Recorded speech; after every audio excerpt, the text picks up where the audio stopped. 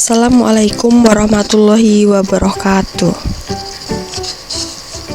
Pertama-tama saya ucapkan terima kasih kepada Bapak Roy sebagai dosen pengampu mata kuliah Manajemen Sumber Daya Manusia yang telah memberikan kesempatan kepada kami untuk memaparkan materi mengenai kompensasi. Materi pada kali ini akan dipaparkan oleh Mufidah Nur Isnaini dengan nomor NIM 200-100-271 dan saya Novisela Pratiwi dengan nomor NIM 200-100-177. Kita lanjut saja ke materi ya teman-teman.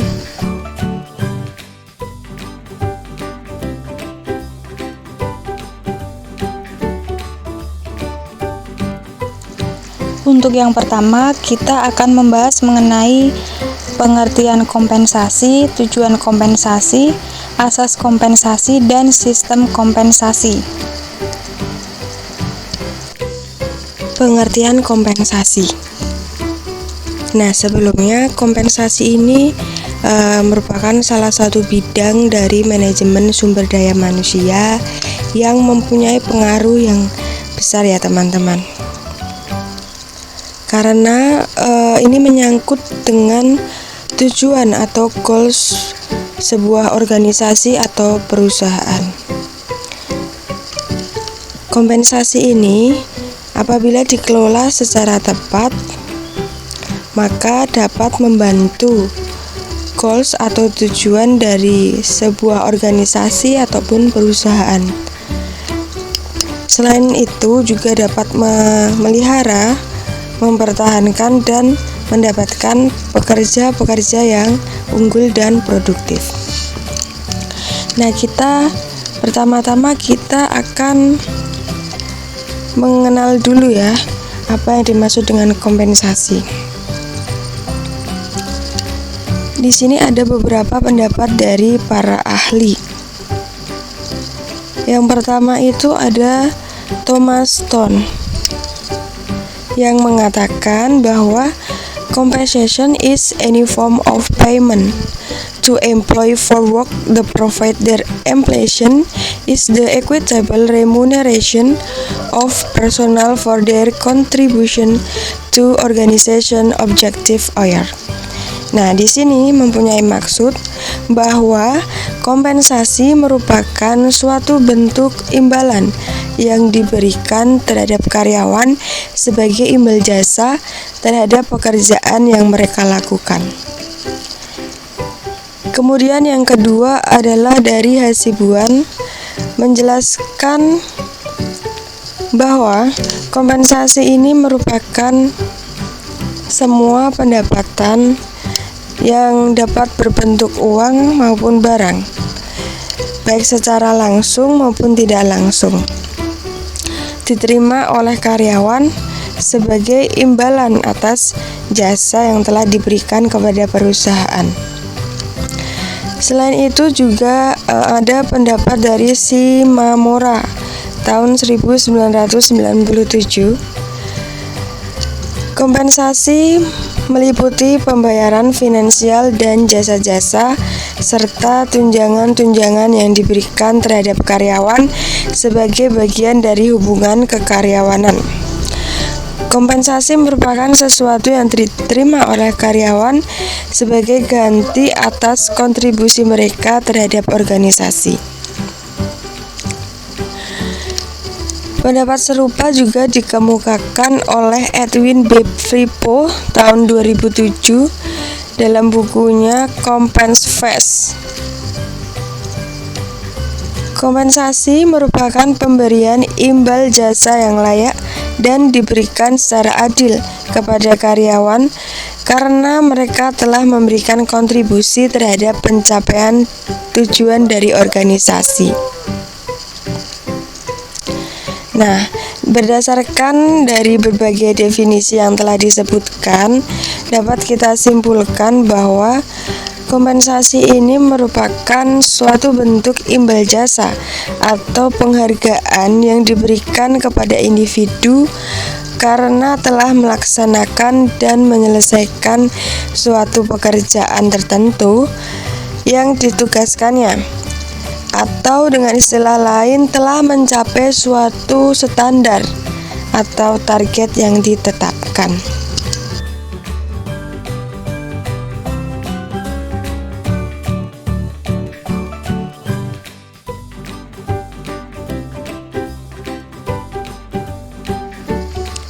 Tujuan kompensasi.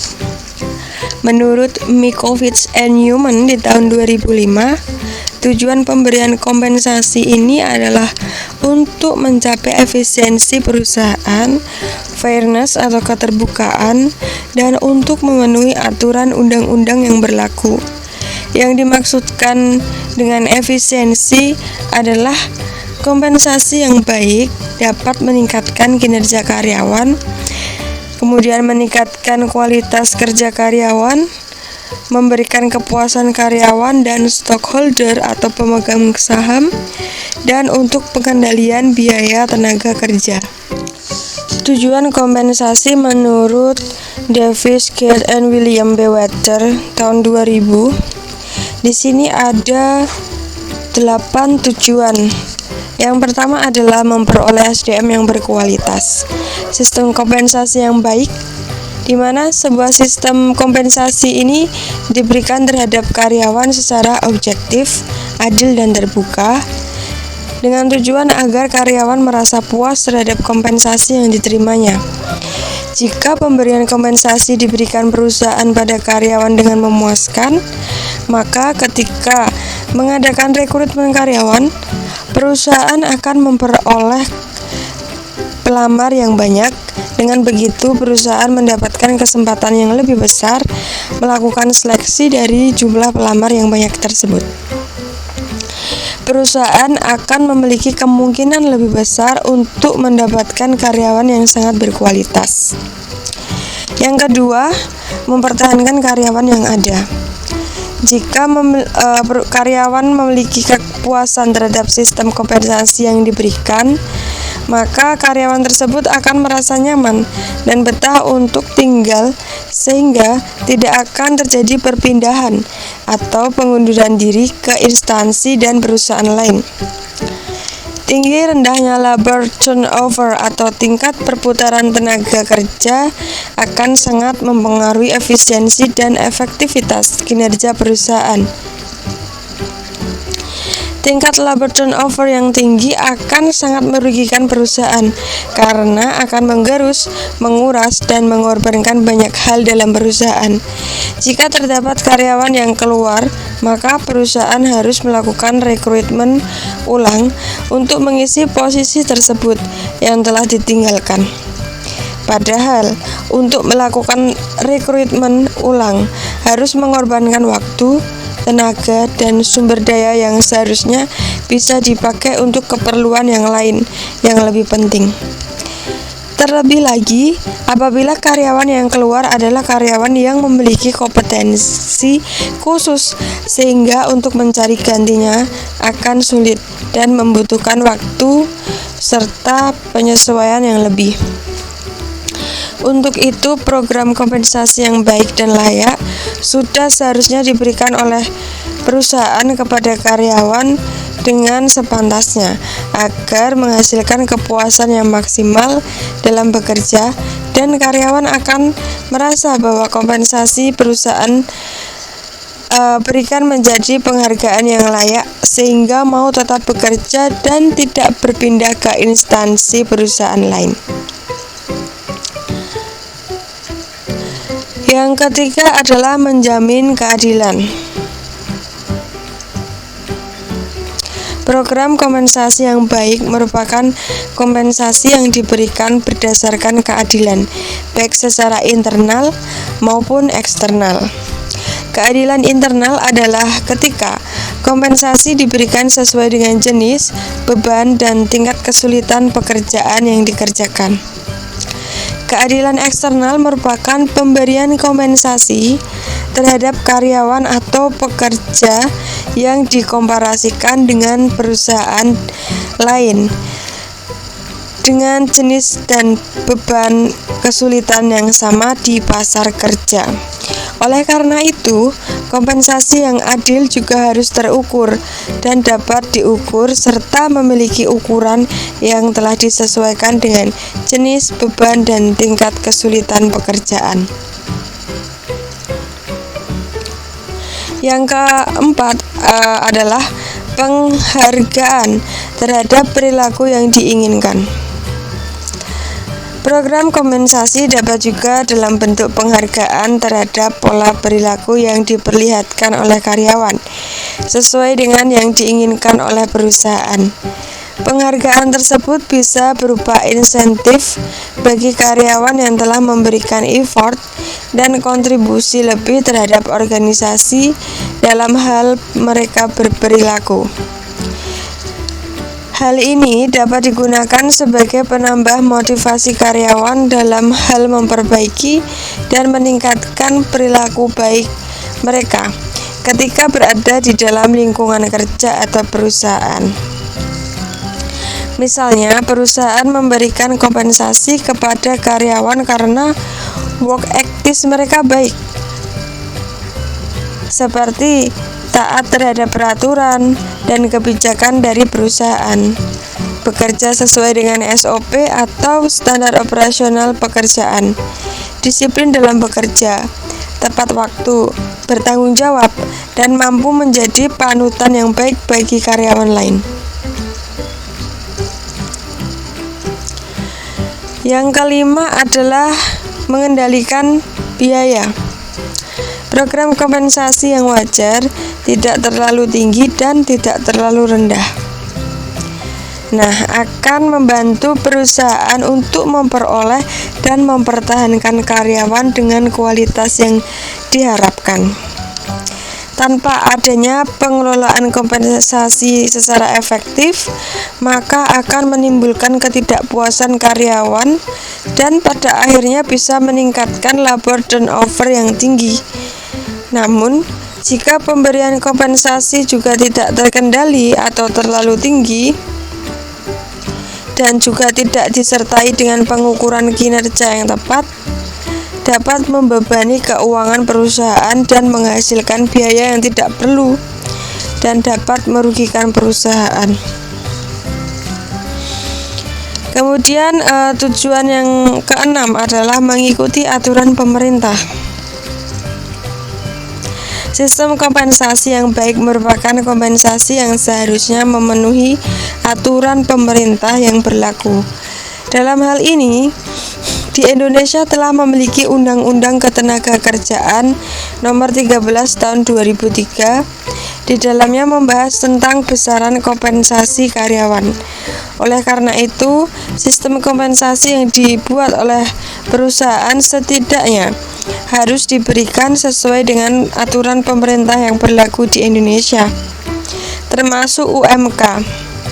Harus diterapkan seluruh Indonesia dan merupakan dasar acuan dalam penetapan kompensasi oleh perusahaan. Selain itu, juga dapat dilengkapi dengan aturan hukum yang berlaku seperti aturan keputusan menteri dan peraturan lainnya. Yang ketujuh, terbuka dan transparan. Sistem kompensasi yang baik hendaknya diberikan secara terbuka dan transparan atau fairness, serta dapat dipahami oleh semua anggota dalam organisasi.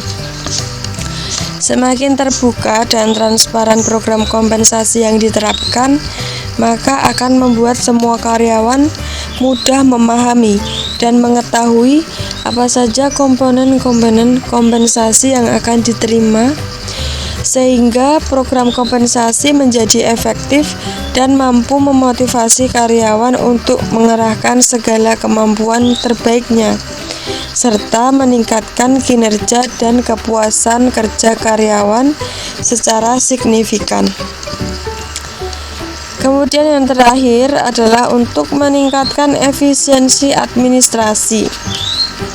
Sistem kompensasi yang baik hendaknya dirancang dan dikelola dengan efektif dan efisien dengan membuat sistem informasi sumber daya manusia secara sistematis, terintegrasi antara satu bagian dengan bagian yang lain.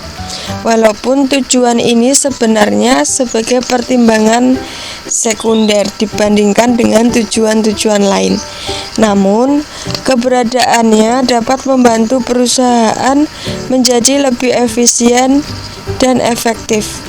Akan tetapi, apabila terdapat keterbatasan sumber pendanaan dalam pengadaan program sistem informasi terkomputerisasi, perusahaan dapat menundanya dan menggunakan sistem yang konvensional saja. Melalui program dengan menggunakan IT dan terintegrasi, maka diharapkan akan menghasilkan tingkat penilaian yang lebih baik lagi dan memudahkan perusahaan untuk menetapkan kompensasi yang baik sesuai dengan poin-poin yang telah dibahas sebelumnya.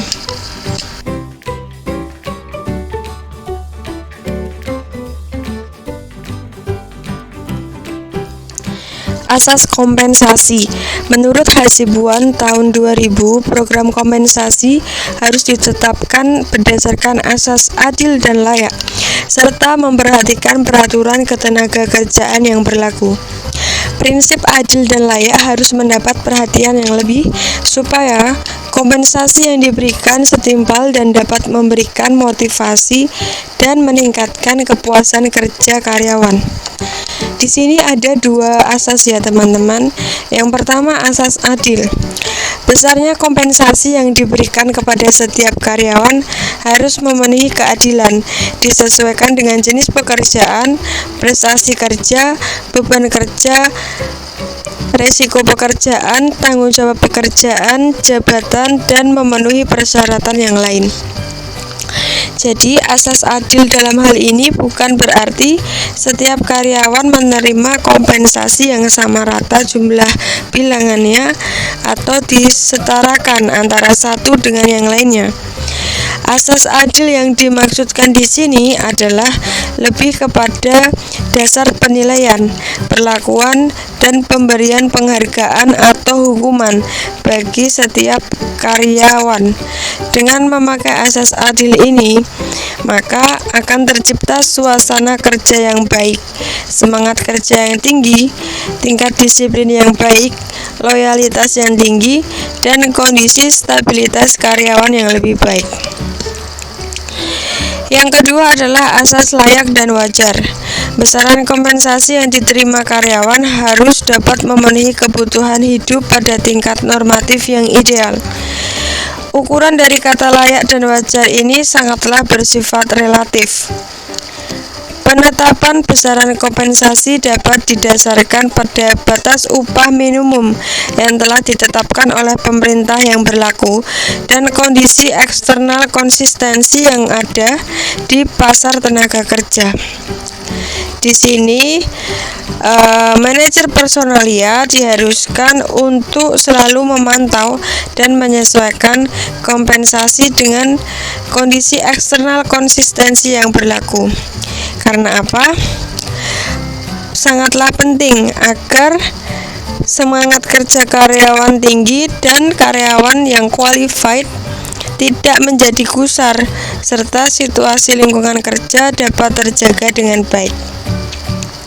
Selain itu, perusahaan dapat terhindar dari demonstrasi serikat buruh karena terjadi ketidakpuasan kompensasi dan lain sebagainya.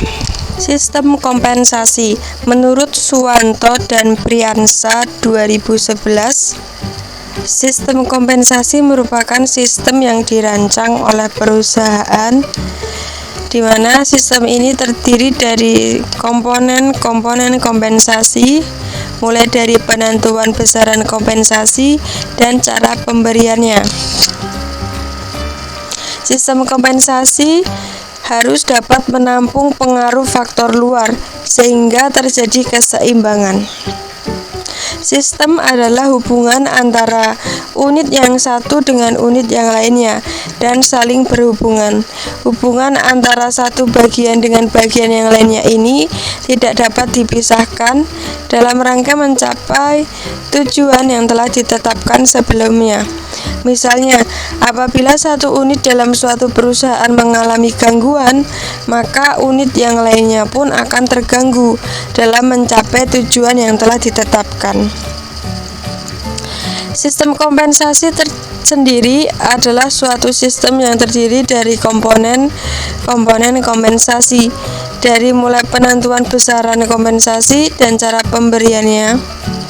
Ada beberapa macam sistem kompensasi yang sering dipakai dan untuk diperhitungkan besarnya kompensasi imbalan atau balas jasa pada karyawan. Secara umum, menurut Hasibuan di tahun 2001, sistem kompensasi yang diberikan terhadap karyawan terdiri dari tiga bagian. Yang pertama adalah waktu, kemudian yang kedua hasil, yang ketiga berdasarkan borongan. Sistem waktu merupakan sistem kompensasi di mana besarnya kompensasi didasarkan pada jumlah waktu kerja yang disesuaikan dengan standar waktu seperti jam, minggu, atau bulan. Besarnya kompensasi dengan sistem waktu ini hanya didasarkan kepada lamanya bekerja. Kekurangan dari sistem ini adalah bahwa pegawai yang tidak disiplin sekalipun namun tetap dapat memenuhi standar waktu kerja yang telah ditetapkan oleh perusahaan, maka akan tetap mendapatkan kompensasi sesuai perjanjian kerja. Yang kedua, sistem hasil atau output. Sistem kompensasi di mana besarnya kompensasi didasarkan kepada banyaknya hasil yang dikerjakan, bukan karena lamanya waktu mengerjakan. Jadi semakin banyak barang atau produk yang dihasilkan, maka semakin besar pula kompensasi yang akan diterimanya. Terdapat kelebihan dari sistem kompensasi berdasarkan sistem hasil ini. Di antaranya, perusahaan memberikan kesempatan kepada semua karyawan secara adil bagi mereka yang ingin memaksimalkan hasil kerjanya demi memperoleh kompensasi yang lebih besar. Selain itu juga terdapat kekurangan dari sistem hasil ini. Produk yang dihasilkan mungkin akan mengalami penurunan kualitas karena pegawai cenderung mengejar kuantitas sehingga mengorbankan kualitas produk. Yang ketiga adalah sistem borongan, di mana sistem kompensasi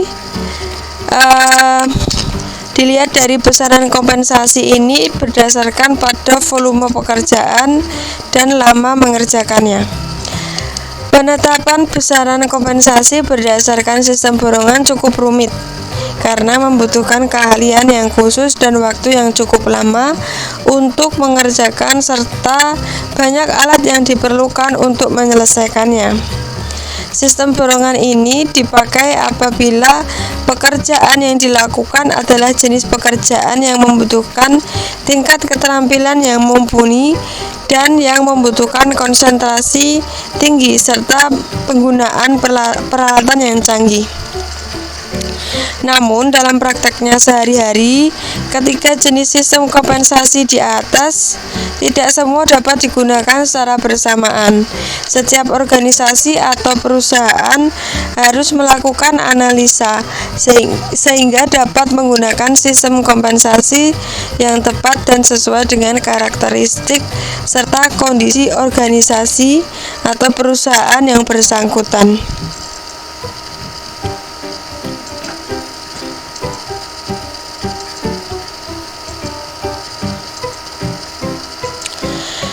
Baik, kemudian akan dilanjutkan pembawaan materi oleh Kak Mufida. Kepada Kak Mufida dipersilahkan.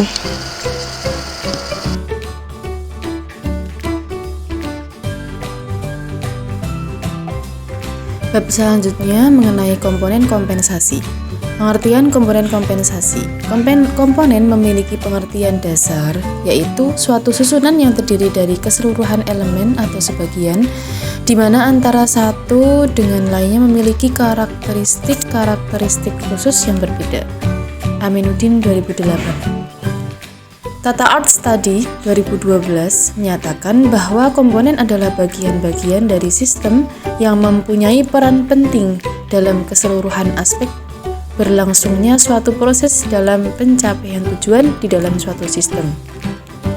Jadi, komponen kompensasi adalah bagian-bagian kompensasi yang diberikan kepada karyawan yang meliputi berbagai macam kompensasi dan jenis kompensasi yang berbeda antara satu dengan yang lainnya dan bisa saling melengkapi. Bentuk kompensasi yang paling sering diberikan oleh perusahaan kepada karyawan adalah berupa finansial atau moneter. Hal ini dikarenakan pemberian kompensasi secara finansial atau moneter yang dilakukan oleh organisasi atau perusahaan adalah yang paling mudah dan sederhana. Jenis-jenis kompensasi. Kompensasi merupakan pemberian yang diterima oleh karyawan yang mempunyai hubungan langsung maupun tidak langsung dengan pekerjaan. Kompensasi langsung biasanya diterima oleh karyawan dalam bentuk gaji atau salary, upah atau wage dan intensif. Sedangkan kompensasi tidak langsung biasanya diterima oleh karyawan dalam bentuk tunjangan dan fasilitas. Jenis-jenis kompensasi juga terbagi dalam beberapa bentuk pembayaran, seperti kondisi waktu tidak bekerja, kondisi bahaya, program pelayanan karyawan, dan pembayaran yang diwajibkan hukum. Variasi kompensasi. Kompensasi total terdiri atas 3 komponen variasi, yaitu 1. Unsur yang mendasar adalah kompensasi tetap diterima oleh karyawan secara teratur, baik berupa gaji ataupun upah. Yang kedua, komponen total insentif. Program untuk dirancang memberi imbalan kepada karyawan atas kinerjanya yang baik. Insentif dalam bentuk seperti bonus dan bagi untung. Yang ketiga, komponen terakhir dari kompensasi total yakni tunjangan, yang terkadang disebut dengan kompensasi tidak langsung. Tunjangan tersebut terdiri dari asuransi, liburan, kesehatan, dan lain-lainnya. Selanjutnya, kriteria kompensasi. Dalam kebijakan kompensasi terdapat 7 kriteria yang menjadi dasar pemberian kompensasi sebagaimana seharusnya, yang akan dipaparkan sebagai berikut. Yang pertama, memadai. Pemberian kompensasi harus memadai secara manajerial dan dapat mengakomodir tuntutan serikat kerja atau buruh. Yang kedua, adil. Pemberian kompensasi harus secara adil dan tidak pilih kasih. Adil di sini berarti setiap karyawan yang sudah menyelesaikan kewajibannya sesuai dengan perjanjian maupun kontrak yang telah disepakati. Kemudian yang ketiga adalah seimbang. Pemberian kompensasi sudah seharusnya sebuah paket imbalan yang menyeluruh dan seimbang. Hal ini dikarenakan pemberian kompensasi bila tidak seimbang maka akan terjadi kecemburuan sosial dalam perusahaan. Yang keempat, kriteria kompensasi adalah efektif. Perusahaan juga perlu mempertimbangkan kemampuan keuangan perusahaan dalam membayar kompensasi. Yang kelima, aman. Yang keenam, tersedia. Pemberian kompensasi yang baik sudah sewajarnya harus terus berkesinambungan dan tidak sebentar ada, sebentar hilang. Jadi, pemberian kompensasi harus bersifat berkelanjutan agar karyawan makin termotivasi dan pemberian kompensasi memiliki dampak yang terasa. Kemudian yang terakhir ada relevan. Pemberian kompensasi kepada karyawan seharusnya juga relevan dengan pekerjaan yang mereka kerjakan, agar karyawan mudah memahaminya dan juga merasa bahwa pemberian kompensasi tersebut demikian masuk akal bagi perusahaan ataupun bagi dirinya. Kompensasi finansial dan non-finansial. Kompensasi finansial adalah imbal jasa berupa uang yang diberikan kepada karyawan atas balas jasa yang sudah dikerjakan. Beberapa kompensasi yang berupa finansial dapat berupa gaji atau upah. Upah biasanya berhubungan dengan tarif gaji per jam, atau semakin lama kerjanya, semakin besar bayarannya. Upah merupakan basis bayaran yang kerap digunakan pekerja-pekerja produksi dan pemeliharaan, sedangkan gaji atau salary umumnya berlaku untuk tarif mingguan, bulanan, atau tahunan. Kemudian kompensasi finansial, ada yang kedua adalah tunjangan atau benefit. Contoh-contoh tunjangan seperti asuransi kesehatan, asuransi jiwa, pensiun, asuransi tenaga kerja, bayaran di luar jam kerja seperti liburan, hari besar, cuti tahunan, cuti hamil, dan lain-lain. Kemudian yang ketiga ada insentif. Insentif merupakan tambahan gaji di atas atau di luar gaji atau upah yang diberikan oleh organisasi. Program insentif disesuaikan dengan memberikan imbalan tambahan berdasarkan kelebihan target, kinerja, produktivitas, komisi penjualan, kelebihan keuntungan perusahaan, atau pengurangan atau pembagian saham dan lainnya. Sedangkan kompensasi non-finansial dapat berupa pekerjaan atau tugas-tugas yang menarik, yang menantang, bertanggung jawab, dan lingkungan kerja berupa kebijakan-kebijakan yang sehat, supervise yang kompeten, kerabat yang menyenangkan, lingkungan kerja yang nyaman dan aman. Kompensasi non-finansial terdiri dari 3 kategori. Yang pertama, karakteristik pekerjaan. Kondisi kerja yang dirasakan nyaman dan pekerjaan yang sesuai dengan minat, bakat, atau kemampuan dari setiap karyawan. Ini termasuk dalam kompensasi non-finansial. Kadang ada karyawan merasa nyaman dan senang melakukan pekerjaan yang menantang atau membutuhkan kreativitas atau keahlian tertentu. Yang kedua ada lingkungan kerja. Lingkungan kerja yang membuat tenang, senang, nyaman, dan suasana psikologis atau sosial lainnya bersifat positif jika bekerja pada lingkungan pekerjaan yang menerapkan kebijakan atau peraturan yang jelas akan menjadi kompensasi non-finansial bagi karyawannya. Yang ketiga, fleksibilitas waktu. Waktu kerja yang fleksibel, misalnya jam kerja yang luas atau tidak bersifat kaku, untuk sebagian orang dapat menjadi faktor yang menyenangkan. Hari kerja yang pendek namun padat sehingga mempunyai waktu istirahat yang longgar di akhir minggu.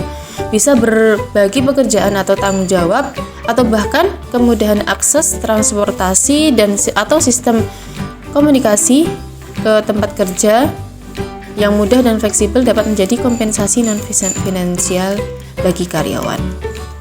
Ya, demikian yang bisa kami sampaikan mengenai kompensasi serta komponen-komponen kompensasi. Terima kasih sudah menyimak.